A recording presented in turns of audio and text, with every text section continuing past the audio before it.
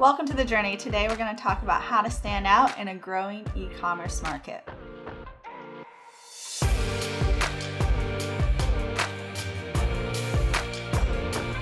So customer spending has definitely been transitioning for over the past decade from less in-person shopping and more e-commerce.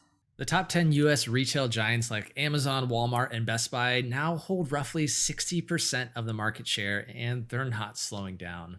And while there's still plenty of spending to go around for stores outside of that top 10, new stores are launching all the time. So this isn't the time to just passively sit back and expect the e-commerce wave will just shower you in cash, as much as we all want that. So if you currently don't have an online presence, now's the time to do it. And if you do have an e-commerce site, make sure that it's optimized. Depending on where your business now, this may mean that it's time to invest in some of the essentials for your e-commerce business just to make sure that you're able to stand out. Now, Emma, what are some of those essentials that you need to grow your e-commerce business? Great question, Neely. Newsletter and email management. I know newsletters are a great way to update your customers or reach potential new customers, and emails, another great way to just get promotions out there. That's definitely how I've spent more money in the past year is through an email promotion that grabbed my attention.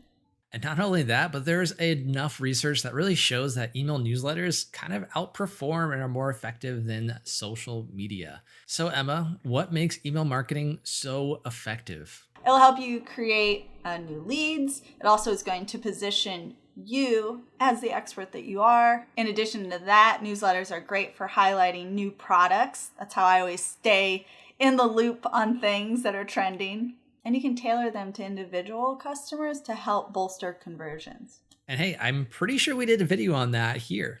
So another essential to growing your e-commerce business, the data, the analytics, the tools. You got to dig into the data to better understand the consumer behavior. As well as providing just that increased personalized approach to marketing, these businesses are using this data to respond to changing needs, measure their marketing efforts, manage inventory and predict future trends, increase conversions, determine product strategy, analyze marketing efforts, minimize fraud risk, and improve customer service.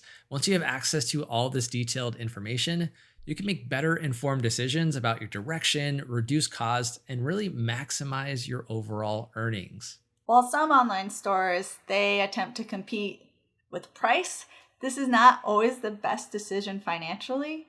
So I'd advise you to take the route of personalization. Survey after survey highlights the importance of personalization in e-commerce. In fact, one study shows that increased conversion rates by nearly 8%. And most shoppers, about 75%, say that they appreciate the personalized approach of an advertisement or an offering that feels catered to them. And if that's not enough to convince you, let's look at some of the other benefits of personalization. Starting off with an obvious one, reduce bounce rates, increase customer loyalty, as well as conversions, enhance customer communications. The list goes on. Now think of any large e-commerce store that you buy from. The chances that they've used personalization to make you buy again is pretty high. And this means that they're going to send you content about products that you're either interested in, you're most likely to respond to, or are newly released and relevant to your previous purchases.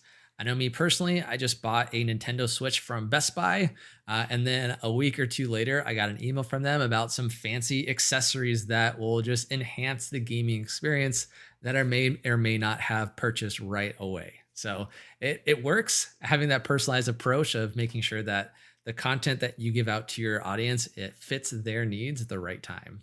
So let's talk about social media. One of the obvious things of social media is it, of course, helps you to engage with your customers, but also can do a lot of things to help boost your e-commerce sales. You can do things such as send out promotional offers. You can also see what other customers are buying because they can go online and share that purchase, which just helps spread word of mouth. You can even do targeted campaigns, which I really like because then you can hone in on your ideal customer. And in addition to that, you can host contests, which are super fun, and it's a really efficient way to get some user-generated content, which is very effective because then it's your customers talking about you and spreading word of mouth about you. Essentially, it's a testimonial. However, not every e-commerce owner has the time nor the resource to take on social media. It's a full-time job.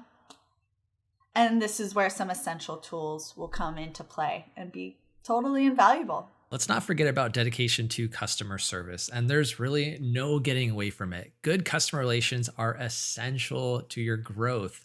Most consumers say that poor customer service influences their buying behavior. So if you give bad customer support, they're likely going to shop somewhere else. The survey also revealed that most shoppers, about 67%, expect customer service to be efficient. So engaging your customers online helps them feel heard and be especially responsive when it comes to reviews and recommendations.